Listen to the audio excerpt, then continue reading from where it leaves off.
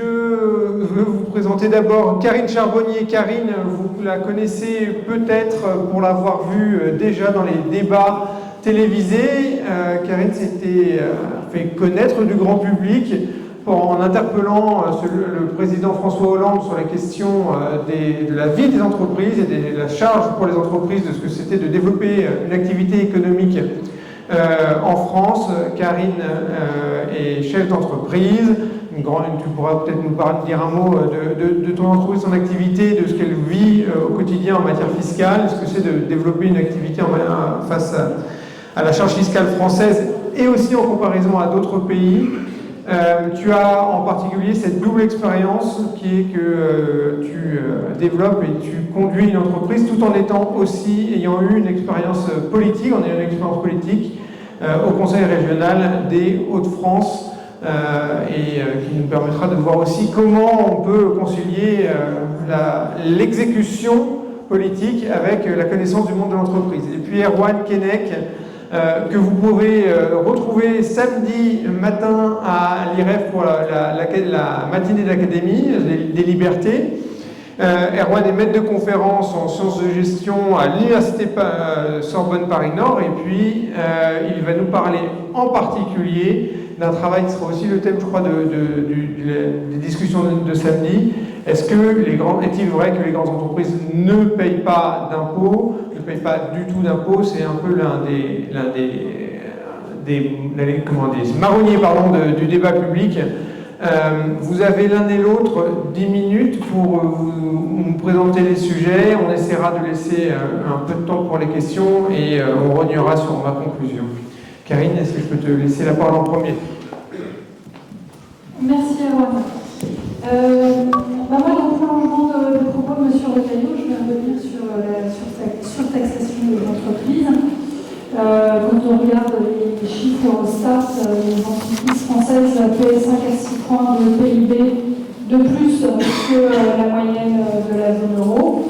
Voilà, après les calculs, 5-6 points, ça fait plus 150-160 milliards de trop que les 100 milliards qui ont été évoqués. Une autre manière de calculer ça, c'est de regarder taxe par taxe et puis d'additionner les milliards. Et c'est ce que j'ai fait en particulier en comptant combien les entreprises payent d'impôts de production, 40-50 milliards en fonction de ce qu'on met dedans, et combien elles payent de cotisations sociales non contributives, c'est-à-dire en fait des impôts de production assis sur les salaires. Moi j'en ai compté à peu près 120 milliards d'euros, donc 120 plus 50, donc on retrouve les 170 milliards que les entreprises françaises versent comme cadeau à la nation française par rapport à ce qu'elles paieraient si elles étaient chez nos voisins.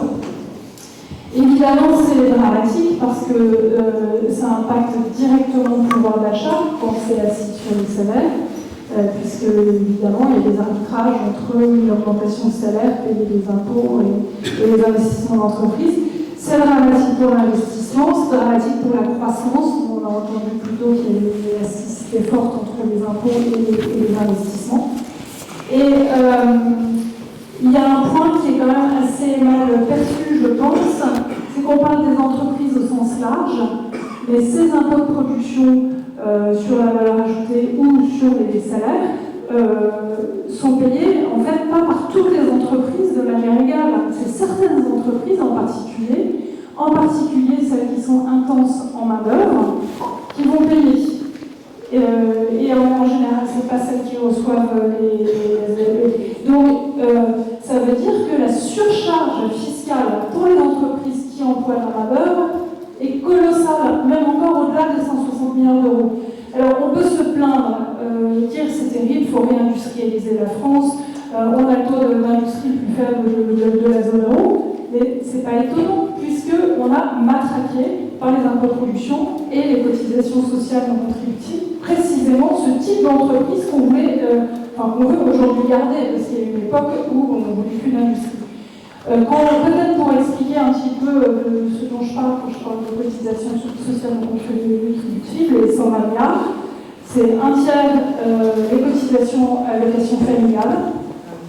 On est le seul pays que j'ai pu trouver, enfin, j'ai pas trouvé un seul pays qui a imaginé, c'était aux salariés, aux entreprises, de payer la politique familiale de la France. Quand on est retraité, on est autant intéressé à ce que les jeunes fassent des enfants que quand on est salarié. Ça pourrait être financé par la CSG, la TVA, tout ce qu'on veut, mais pourquoi spécifiquement les salariés? Pareil, le versement mobilité, 2% à peu près, alors ça dépend de la taille de l'entreprise, ça dépend du niveau de salaire, ça dépend dans quelle ville on se situe, tout ça, je parle par approximation, parce que tout est un micmac, pour employer un terme qu'on a utilisé plus tôt. Pourquoi est-ce que l'assurance mobilité est assis sur les salaires? Tout le monde prend les transports. Pourquoi c'est sur les salaires? Pourquoi c'est pas le... Même si on dit c'est aux entreprises de payer, mais utilisons l'impôt sur les sociétés. Pourquoi précisément sur les salaires? Après, on va dire, on va verser des subventions en tant qu'élu régional. J'ai bien vu ça, toutes les subventions d'entreprises pour réindustrialiser. Supprimons les subventions, supprimons les allégements de charges et mettons des cotisations sociales sans impôt de production déguisé en charges sociales. Ce serait avant même de faire des économies dans toutes ces politiques, à périmètre constant, avant de travailler plus efficacement, changeons la structure du prélèvement. On pourrait le faire tout de suite, ça, avant même de faire des économies. Parce que dire qu'on va baisser les impôts, compte tenu de la situation budgétaire de la France, déjà, si on ne les augmente pas, on sera content. Enfin, moi, personnellement, c'est mon principe. Mais si on devait travailler à ponction fiscale constante, on pourrait prélever de manière beaucoup plus intelligente et avoir au moins une boussole, c'est-à-dire les impôts de production, les cotisations sociales, les fausses cotisations sociales, on les transforme en IS, en CSG, en TVA, en ce qu'on veut, mais en tout cas, on supprime ces impôts. Et ça ferait le micmac de la sécurité sociale serait considérablement simplifié par les allocations familiales. Il y a aussi il y a tout ce qui est formation, il y a tout ce qui est logement, il y a les formes d'instruction, il y a les je ne vous fais pas la liste à la Prévert, mais c'est vraiment un sujet. Qui est d'ailleurs complètement antidémocratique, parce que ce micmac, moi j'ai découvert en réfléchissant à ce que j'allais vous dire aujourd'hui, qu'on vient d'augmenter d'à peu près 5 milliards les cotisations sur les allocations familiales dans la dernière loi de sécurité sociale, puisqu'il y avait deux taux, un taux allégé et un taux à 5,5%, qu'on vient de supprimer le taux allégé. Donc la branche familiale est déjà largement excédentaire. Avant le transfert, les autres branches avaient à plus 5, 6, 7 milliards, je ne sais pas exactement. Et bien on vient d'augmenter les cotisations de 4-5 milliards, simplement parce qu'on n'a pas de stratégie fiscale, on a dû trouver des unies communes, il y a une opportunité qu'on pouvait faire. Et donc on vient de renforcer un des impôts les plus idiots qui soient, puisque ça pénalise par exemple les industries, et que l'importateur qui va acheter des produits chinois, qui va employer des magasiniers qui sont plutôt dans les bas niveaux de salaire, donc qui bénéficient des allégements de charges sociales, ne va contribuer que très faiblement par rapport à un industriel français, à la formation, au logement, au transport, à la politique familiale. Enfin, je ne vous fais pas toute la liste, mais ça va depuis du bon sens. Après, plein de gens vont appeler à mettre des barrières douanières, et commençons par arrêter de taxer la production française. Voilà, il y a des années. Alors, le résultat de tout ça, c'est que l'excédent d'exploitation des entreprises françaises versus la moyenne européenne par rapport à la valeur ajoutée, ça veut être 30% contre 40%. Donc on a 25% de rentabilité plus basse en France que dans la zone euro. Donc pour un investisseur français, s'il investit 100 €, il aura 25% de résultats en moins. On enlève après l'impôt sur les sociétés qui est plus élevé en France, on perd encore 10%. Vous enlevez après, si vous versez en dividende, un PFU qui est largement, 35, on va dire 35 pour simplifier par rapport à 20, on va dire dans la zone euro, on perd encore 15%. Au moment, si vous dites tous les 30 ans, on fait une transmission. Voilà, les impôts sur les transmissions, si on n'a pas du tel, on peut tirer encore, on va dire 1% par an, si on amortit. Et on n'a même pas encore parlé d'éventuels tax holding, retour TSF, Tax-Zuckman. Tax-Zuckman. Donc en fait, les investisseurs français investissent pour 0% de rendement, peut-être même du négatif demain si tout ça devrait changer. Il ne faut pas s'étonner qu'on n'ait plus assez de TI, qu'on n'ait plus d'investissement en France. Voilà mon propos pour aujourd'hui. Merci beaucoup.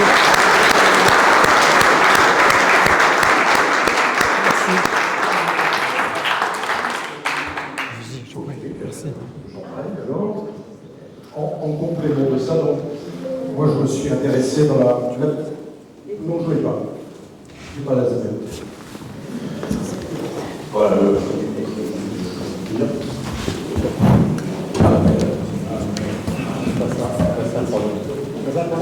Non, c'est le... Ils sont tous là. C'est pas grave, je dois le... Ça va être décompté. Ah non, ça tourne.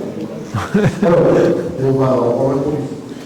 Donc, dans la perspective de cette journée, je me suis intéressé à la question qui est là, pour le coup, sur le slide. Et pour tenter d'éclaircir aussi, pour ma curiosité personnelle, j'en profite, ce que j'appelle le syndrome Philippe Lebel. Le syndrome Philippe Lebel, ça consiste à trouver des templiers anglais en place de grève pour pouvoir leur piquer le ventre. Et en l'occurrence, ça prend la forme de la taxation des super riches et de la matrice de cette taxation de super riches qui sont les sociétés du CAC 40, dont les familles de super riches sont les actionnaires majoritaires. Alors, je me suis intéressé à ça, j'ai noté quelques arguments d'un certain nombre d'officines hostiles au CAC 40, au capitalisme français, etc., qui essaient de dire que les sociétés du CAC 40, les groupes du CAC 40 payent moins d'impôts qu'ils ne devraient, voire n'en payent pas. Avant-hier, le député LFI m'a dit ce qu'il ne m'a pas dit, a dit à la télévision, ce qui m'a fait rire, que Total Énergie ne payait pas d'impôts.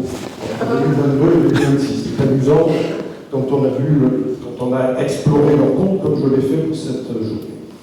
Alors, il y a une petite musique qui est que le taux d'impôt sur les sociétés, qui, au taux normal, est de 25,83%, c'est-à-dire les 25% Macron, on va les appeler comme ça, depuis 2022, et les contributions sociales de 3,3% sur l'IS, eh bien, ce taux, si vous avez un groupe du CAC 40 qui a un bénéfice de 100 et qu'il paye un impôt de moins de 25,83, c'est qu'il évade l'impôt. J'ai vu ces arguments.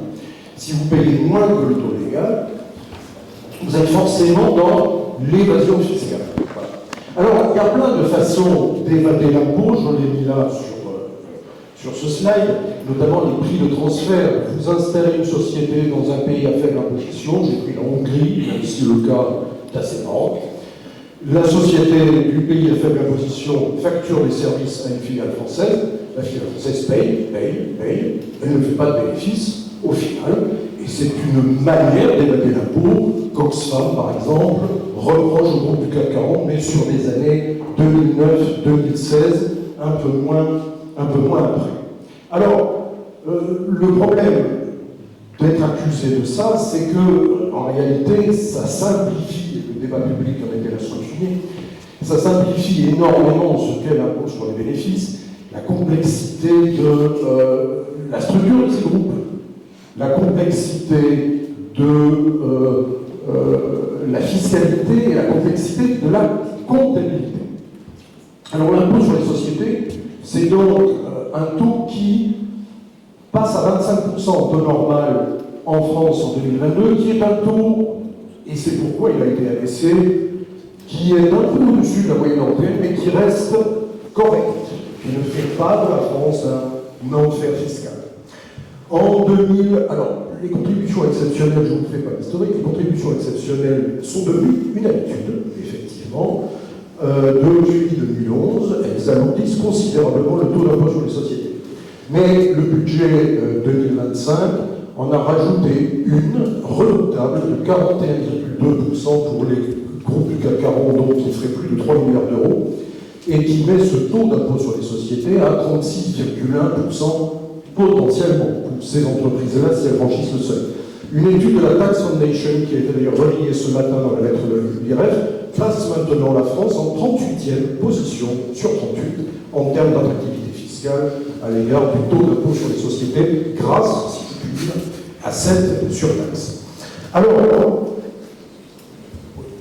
donc l'impôt sur les sociétés, c'est un taux, il est très élevé en France, et c'est aussi une assiette complexe, à cause de l'internationalisation des groupes qui semble parfois échapper aux commentaires et aux débats publics que j'entends. C'est que les groupes du CAC 40 payent la majorité de leurs impôts ailleurs en France, car ils font l'essentiel de leur activité ailleurs. Et puis des règles fiscales qui sont complexes et des normes comptables internationales auxquelles les groupes du CAC 40 sont astreints, qui sont encore plus complexes. De sorte que compter l'impôt, savoir ce qu'est exactement l'impôt, est un exercice assez difficile. Et donc je l'ai fait. Alors j'en ai étudié 21 des groupes, parce que je suis allé éplucher leurs comptes, leurs rapports annuels, c'était 700 pages par rapport, on ne lit pas tout, mais en fait il y a quand même beaucoup d'informations à répéter. Alors j'ai pris ces groupes au hasard, j'ai pris les 18 premiers par ordre alphabétique, et j'en ai rajouté 3 qui ont été mis en cause dans divers débats qui sont LVMH, Total Energy, Société Générale. Pour avoir les 3 bancaires, puisque par ordre alphabétique, la BNP, Crédit Agricole se présentaient eux-mêmes. Et donc moi j'ai un taux d'imposition, donc j'ai calculé leur impôt. Alors c'est un exercice encore une fois difficile, mais j'ai pris des chiffres que j'ai retraités de manière la plus sévère possible. J'ai pris des critères qui coupaient court à toute ambiguïté en termes de, disons, maquillage, de formation fiscale qu'on peut parfois reprocher à tel ou tel groupe. J'obtiens 28,8% en 2024, c'est-à-dire 3 points de plus que le taux légal, ce qui signifie que les groupes du CAC 40 payent plus d'impôts que si on leur appliquait le taux français, qui n'a pas toujours de raison d'être. ArcelorMittal est une société du CAC 40 dont le siège est au Luxembourg, n'a pas moyen. Je lui ai appliqué le taux français de référence pour durcir encore le critère, mais ça n'a pas lieu d'être. Airbus, la société mère, est aux Pays-Bas, etc. Alors on pourrait dire que néanmoins certaines d'entre elles évadent l'impôt en profitant de ces prix de transfert que j'ai évoqués très rapidement et qui permettent de bénéficier d'un taux favorable à l'étranger plutôt qu'en France. Quand on regarde la différence entre c'est le plus intéressant, les taux français, le taux français de 25 à 23% et les taux étrangers. J'ai trouvé 7 groupes qui sont effectivement imposés entre 19 et 25% seulement, donc moins que le taux français, donc donnant prise à d'éventuels reproches. 2 seulement, et ce sont des sociétés financières, ça et Société Générale, donnent prise à une éventuelle accusation d'évasion fiscale qui, quand on le regarde de près, ne tient pas la route, puisque c'est lié à tout un tas de niches fiscales, de dispositifs fiscaux particuliers liés à l'activité financière. La plupart, quand on regarde les 21 groupes, la différence entre l'impôt français et l'impôt étranger, en réalité, les groupes, la plupart des groupes payent effectivement, bénéficient de taux étrangers plus favorables, sauf un, qui est Total Energy, qui paye 5,5 milliards de plus que le taux français. Le taux d'impôt 2024 de Total Energy, ce groupe qui ne paie pas l'impôt, est de 40%. Et de 40% parce que l'activité pétrolière est surtaxée en Norvège, au Royaume-Uni, en Angola, au Nigeria, là où Total Energy a l'essentiel de son activité et de ses puits de pétrole. Moralité, 1 minute, je m'en doutais, je suis à peu près dans les temps. Moralité, non seulement les groupes du CAC 40 payent les impôts, mais ils en payent plus que le taux français du fait d'une activité internationale qui est parfois beaucoup plus taxée qu'on ne le croit. Ces groupes du CAC 40 faisant 20% de leur chiffre d'affaires en moyenne en France. On tente à les considérer comme des groupes français, ce sont des groupes internationaux. Et évidemment, il n'y a ni fraude ni évasion fiscale détectable dans leur compte pour 3 raisons que je dis là. D'abord, et là on peut nous tester, le souci de donner une image de bon contribuable. Ça fait partie du paquet de la responsabilité sociale. Le voudrait-il, il ne pourrait pas évader l'impôt de façon massive, même si j'ai un doute, pour être très honnête, sur un emploi dans la communication m'a paru plus opaque. Dans les années 2010, on a parlé d'Arcel, on a parlé des directives de l'OCDE transposées en 2016 dans le droit européen, qui organisent une véritable répression fiscale des groupes de sociétés avec des normes extrêmement difficiles, telles que le plafond de déductibilité des intérêts, par exemple, ça parlera peut-être à certains d'entre vous, et qui réduisent les marges de manœuvre des groupes. Et puis ensuite, les logiques économiques qui font que les groupes du CAC 40 ne cherchent pas à évader l'impôt, ça n'est pas leur priorité stratégique. Leur priorité stratégique, c'est de faire des affaires, c'est d'aller là où il y a des capitaux, là où il y a des clients, là où il y a de la croissance économique, c'est-à-dire ailleurs qu'en France.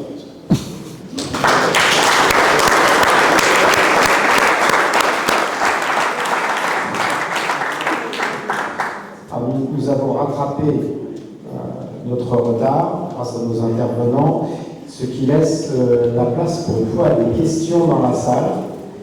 Brève, Madame, une question. pour qu'il y en ait éventuellement plusieurs, et avant que nous ayons les conclusions du colloque. Brève. Très brève. J'ai assisté avec beaucoup de plaisir à tout cet après-midi. J'ai entendu des choses fort intéressantes.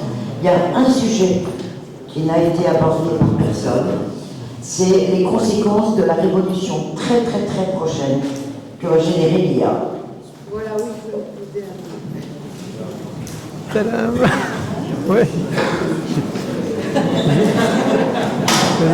Karine va dire. Ouais. On va demander à l'intelligence artificielle de répondre, manifestement. Non, Karine y va. En tout cas, c'était une très bonne question. Je vous remercie de l'avoir posée. Tu veux pas répondre, toi, Awan ? Non, mais Karine est volontaire. Très bien, très bien. Pardon. Alors l'IA, quoi qu'on en pense, c'est bien, c'est mal, c'est là. Donc il ne faut pas être en retard, donc il faut investir. Donc il faut une fiscalité performante qui nous permette d'avoir de quoi investir, premier point. Deuxième point, on a toujours eu peur du progrès technique. Moi je pense que c'est un formidable outil de productivité, c'est pas sans danger mais comme plein d'autres choses. Et les gains de productivité, ça permet aussi de réduire le temps de travail et de travailler avec une démographie plus faible. Donc la seule chose, c'est qu'il faut qu'on ait les moyens d'investir et qu'on soit pas en retard. Donc il faut une fiscalité performante. Et une énergie très abondante et peu chère. Mais pour ça, on est plutôt bien parti.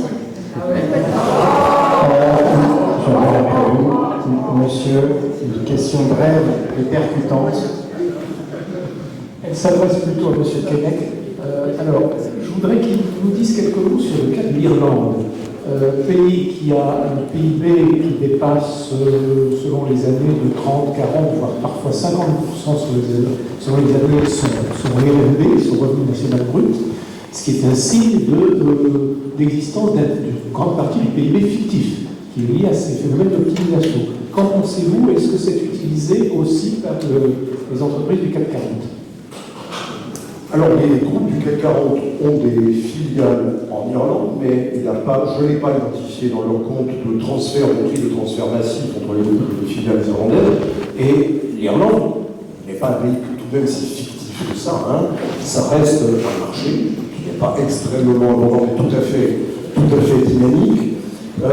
L'avantage fiscal de l'Irlande, vous le savez, va du fait de ce qu'on appelle la directive pilier 2, dont on a parlé tout à l'heure, à savoir l'harmonisation des taux fiscaux ainsi à 15%.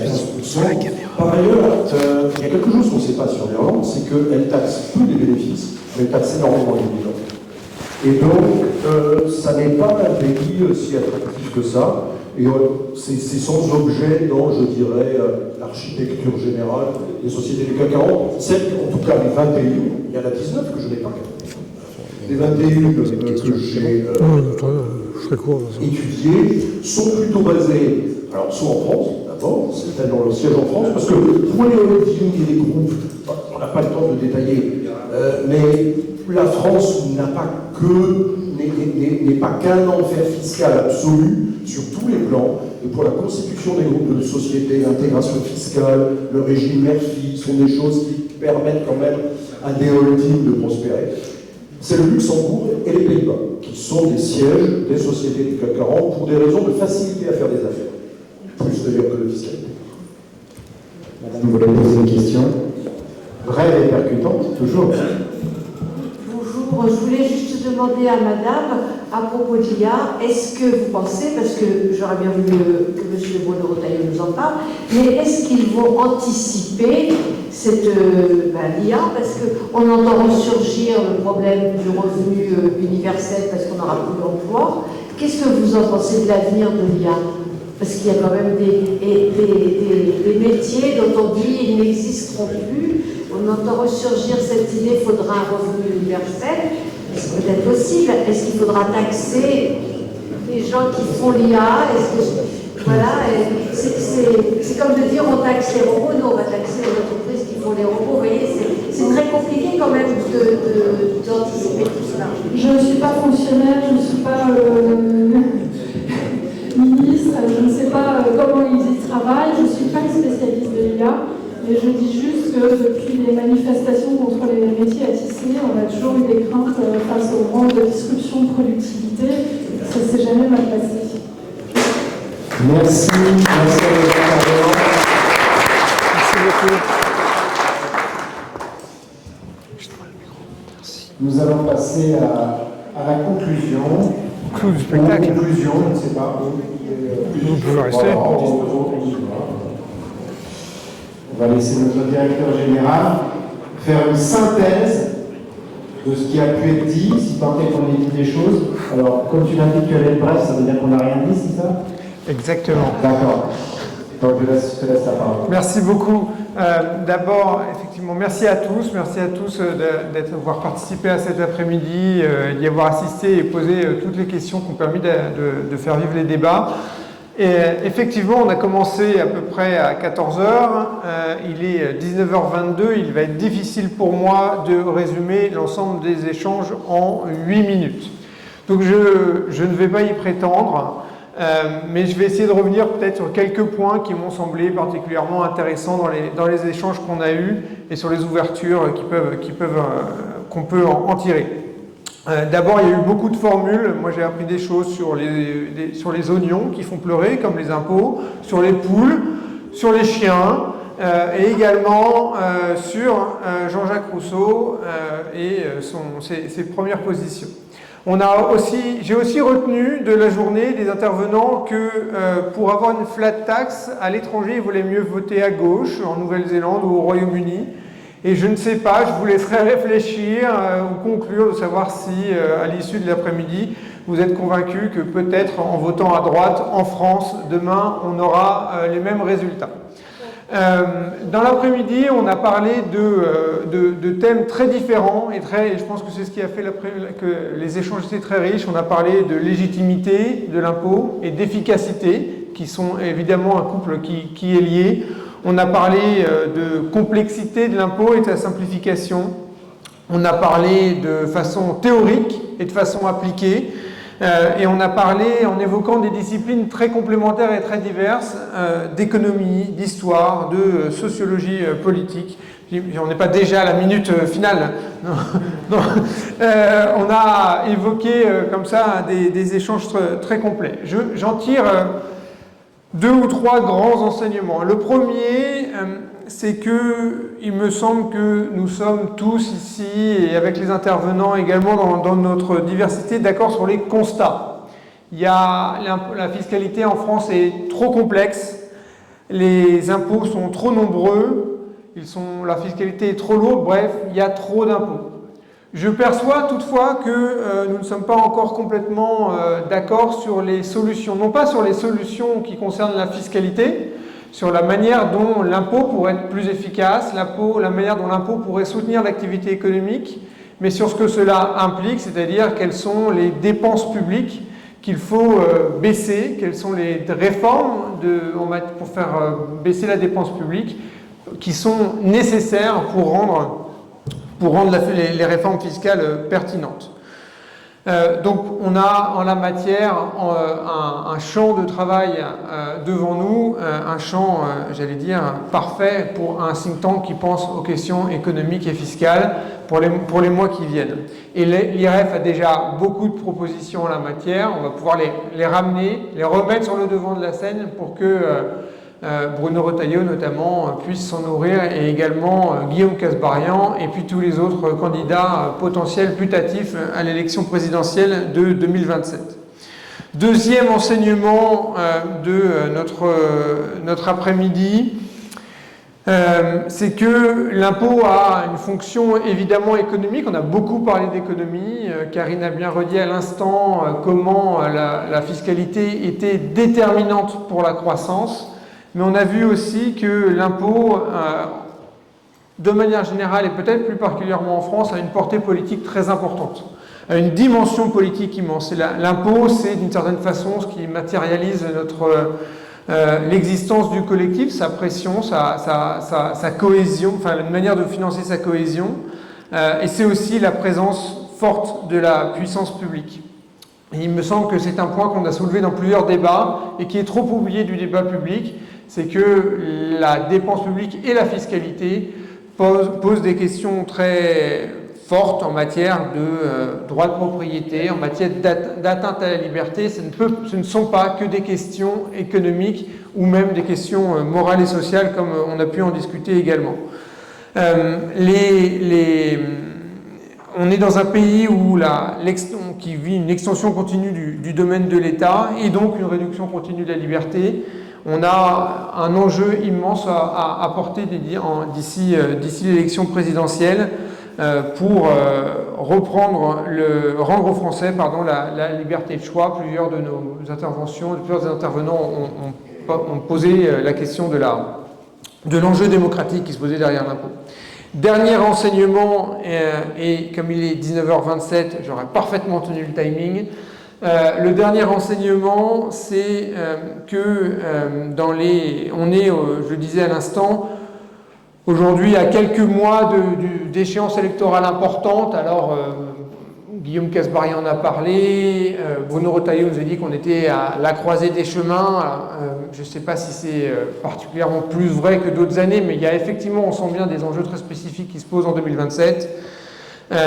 Et on a à cet égard un besoin de réflexion sur l'impôt. Le premier point final, c'est que on a aujourd'hui une question, on a une confrontation, qui me semble structurante pour le débat public à venir entre la vision de l'impôt de manière morale et au service d'une justice sociale.